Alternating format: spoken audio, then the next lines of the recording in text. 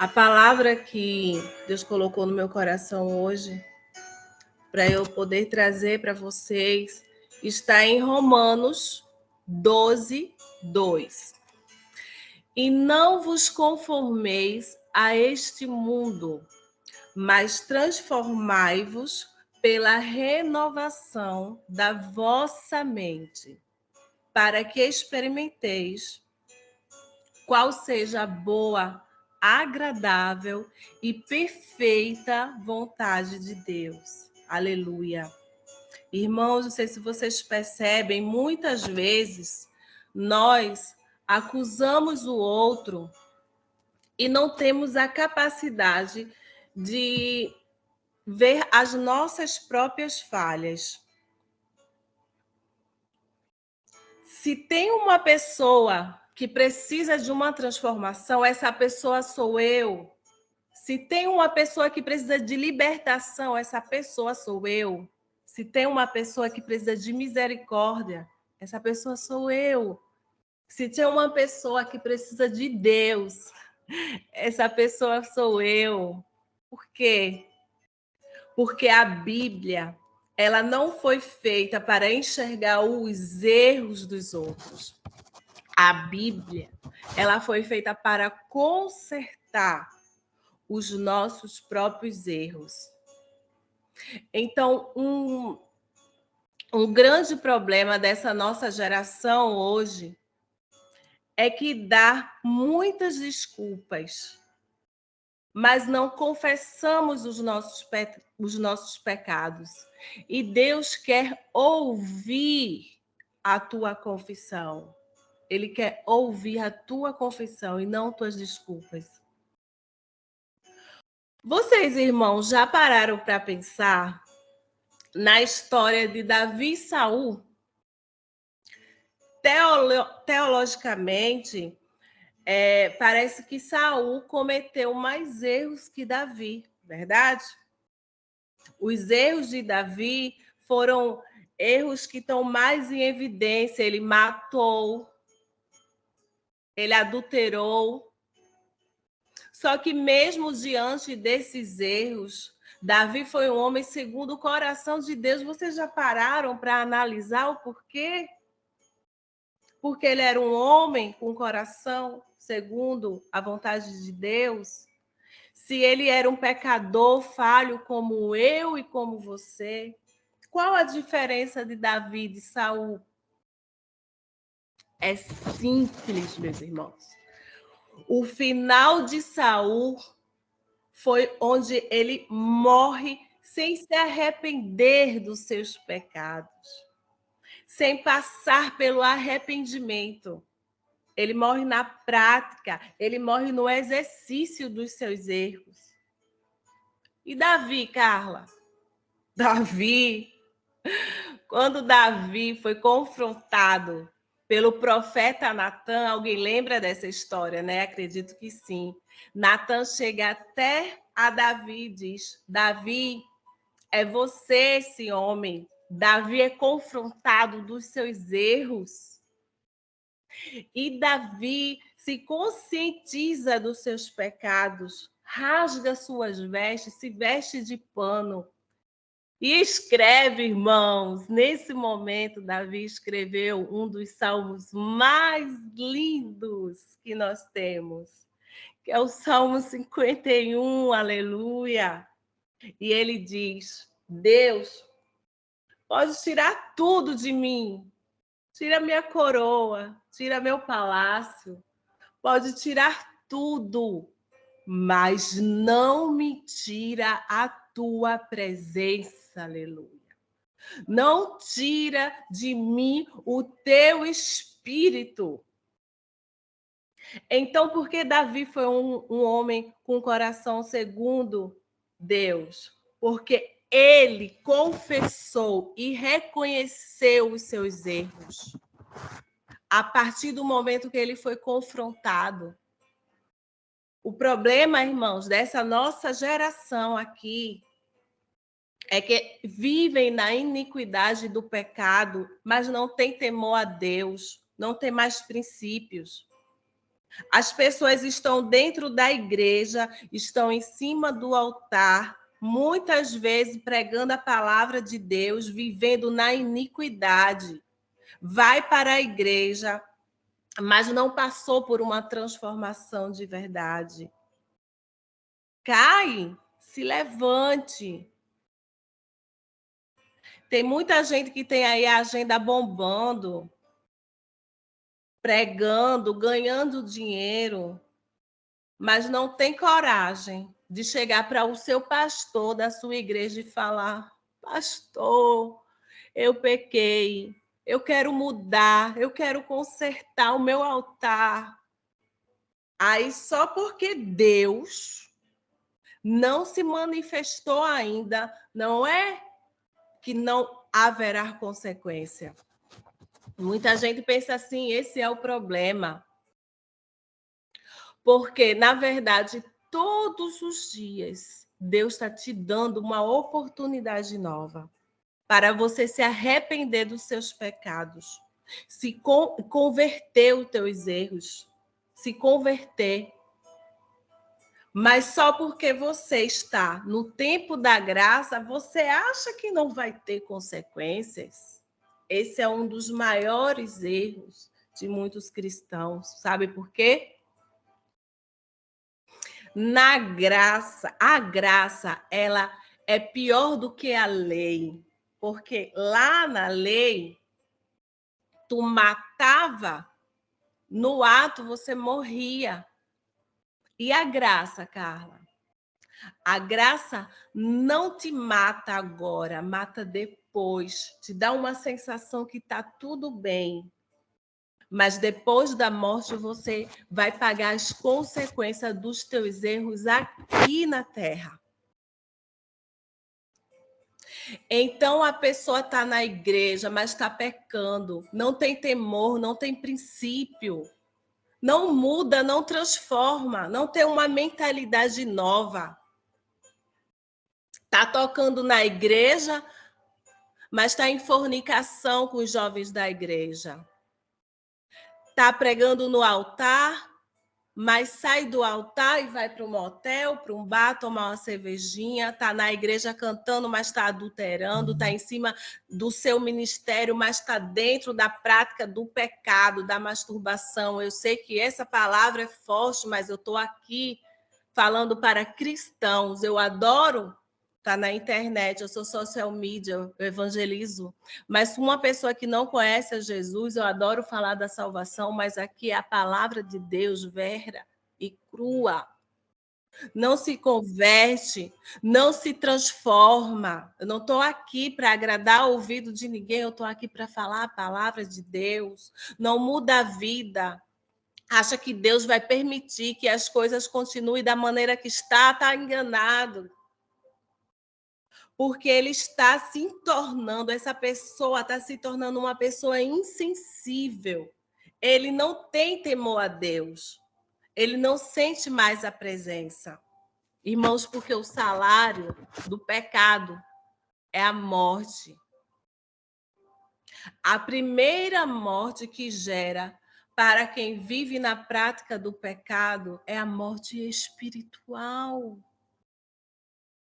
Então ele canta, ele prega, ele roda, ele profetiza na técnica, na graça não, na unção não, na presença não.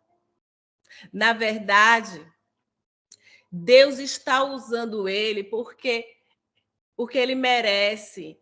Deus não está usando ele porque ele merece, Deus está usando ele pela graça. Eu não mereço, mas Deus decide me usar. Deus está me usando agora, essa noite, porque precisa passar essa palavra para alguém. Alguém precisa receber essa mensagem. Então, entenda, não é por meu mérito, não é o que eu fiz, é pelo que Jesus fez. Aleluia. Eu vou repetir. Eu disse, não é aquilo que eu fiz, mas sim o que Jesus fez na cruz do Calvário. Portanto, na graça, dá para você pecar no pecado, você pregar no pecado, dá para você cantar no pecado, na graça, dá até para você profetizar no pecado. Mas tem uma coisa que não dá. Não dá para você entrar no céu no pecado. Aleluia.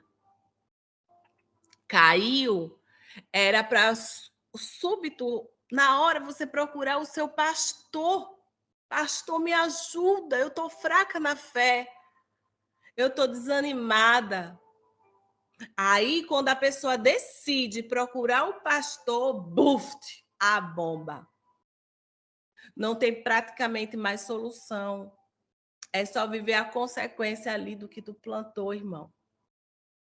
O problema dessa geração é que não confessa, esconde o pecado na terra, finge que ninguém está vendo, mas Deus está vendo. E então, irmãos, eu vou fazer uma pergunta para vocês, prestem bem atenção. Se não tem coragem de pecar, de pecar na frente do teu pastor, então por que está pecando na frente de Deus? Eu vou falar outra vez. Se não tem coragem de pecar na frente do teu pastor, de confessar teu pecado, então por que você está pecando na frente de Deus? Deus sabe de todas as coisas, Ele está vendo. O que adianta? Quer subir, quer ir para a glória, quer ser arrebatado? Então, tem uma vida de santidade com Deus. Tem um compromisso com Deus. Na palavra que eu li para vocês, agora no início, Paulo diz: não vos conformeis com este mundo. Paulo diz: não vos conformeis. A palavra conformar vem do latim que significa tomar forma. Paulo está dizendo: não tome a forma do mundo. Não seja moldado pelo mundo. Não viva a prática do mundo. Não seja influenciado pelo mundo. Este é um grande problema da nossa geração. Porque a nossa geração deixa o mundo entrar na igreja, mas não deixa a igreja entrar no mundo. Não consegue libertar as pessoas que estão lá fora com a palavra. O problema é que a gente prega para eles, mas a gente não consegue ser exemplos para eles. A gente quer trazer eles para a igreja, mas a gente não tem um testemunho para eles. Sabe por quê, irmãos? Porque para o mundo não vale aquilo que você fala, vale aquilo que você vive. Eles são assim.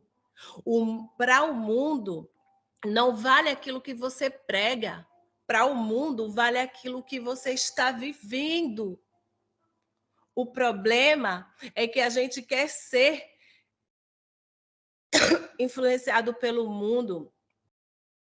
Deixa o mundo influenciar a igreja. Os jovens que vivem na prática do mundo, lá no mundo, os adolescentes têm uma vida sexual ativa, por exemplo. Muitas pessoas dentro da igreja querem ter esse mesmo comportamento, que não leva os princípios da palavra para a sua vida. As pessoas estão se tornando íntimas no namoro e depois se conhece no casamento, quando na verdade, meus irmãos, devia ser o contrário. O namoro é uma fase de conhecimento. O casamento é uma fase de intimidade. Mas pela influência do mundo, eles vivem o que está lá fora. E não há palavra de Deus, não tem princípio na palavra de Deus. Vou dizer uma coisa para vocês. Se o nosso modelo fosse Cristo, a gente não precisava olhar lá para fora. Andar com pessoas que são modelos cristãos, andar com quem tem visão de Jesus, andar segundo os valores da verdade. E aí você olha para mim, ô Carla, você está me dizendo que agora eu não vou viver mais em sociedade? Não, eu não estou falando isso, não. É óbvio que você vai trabalhar com pessoas que não são cristãos, que você vai estar em ambientes com pessoas que não são cristãos, que você vai conviver com pessoas que não são cristãos. Até porque Cristo não morreu para tirar você do mundo. Cristo morreu para tirar o mundo de dentro de você. Aleluia! Então, santidade não é só se isolar do mundo. Santidade é estar no mundo e não se contaminar. Então, não é o ambiente que tem que contaminar você. É você que tem que contaminar o ambiente. Assim que você colocar o pé num lugar, as pessoas têm que ver a luz de Cristo em você, na sua vida. Não é o Egito que dominou José, foi José que dominou o Egito. Não foi a Babilônia que dominou Daniel, foi Daniel que dominou a Babilônia. Não é o mundo que tem que dominar você, é você que tem que transformar o mundo. Você não tem que ser influenciado pelo ambiente onde você está agora. Não sei como é que está o seu ambiente, mas o ambiente tem que mudar a partir do momento que você mete o pé lá dentro. Tem que ter mudança. O apóstolo Paulo, ele está dizendo a nós: não se conforme com esse mundo, mas transforme ele pelo o seu entendimento. E você só pode mudar o mundo, gente, se primeiro você mudar, como Paulo, o apóstolo Paulo diz, mudar seu entendimento, mudar a sua forma de pensar, sua mentalidade. Só assim você vai mudar o mundo ao seu redor, as pessoas que estão ao seu redor, o seu marido, os seus filhos.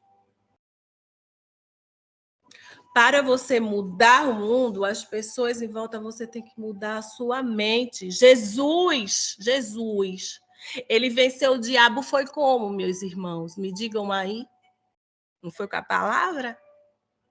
Mateus 4. Jesus estava lá no deserto, aí chegou o diabo e disse: ei, não és tu o filho de Deus? Então pega essa pedra e transforma em pão. E Jesus falou: nem só de pão viverá o homem, mas de toda a palavra que sai da boca de Deus. Aleluia. Então, para vencer o pecado, eu tenho que ter a palavra. Para vencer a carne, eu tenho que ter a palavra. Para vencer os demônios, eu tenho que ter a palavra. Para vencer os desejos, eu tenho que ter a palavra. Para vencer os meus pecados, eu tenho que ter a palavra. Porque a palavra vai gerar a transformação na minha vida. Se não tiver a palavra, eu não mudo as circunstâncias ao meu redor. Em Romanos 10, versículo 17, diz assim, que a fé vem pelo ouvir, e ouvir vem pela palavra. Então, cada vez que eu ouço uma palavra que está aumentando a minha fé, está intensificando a minha fé. Toda vez que eu vou ouvir uma palavra como essa daqui, eu estou alimentando a minha fé, edificando a minha fé. Cada vez que você tem a oportunidade, irmã, irmão, de ir na sua igreja, seja terça, quarta, quinta, vá pelo sangue de Cristo. Vá, assista uma live como essa, que é a minha primeira vez que eu estou aqui com meus irmãos. Tem a da outra live, assista 2, 3 vezes por semana, porque a palavra é alimento. você está edificando o seu espírito. E assim sim, nós vamos ter força para mudar o mundo. Aleluia.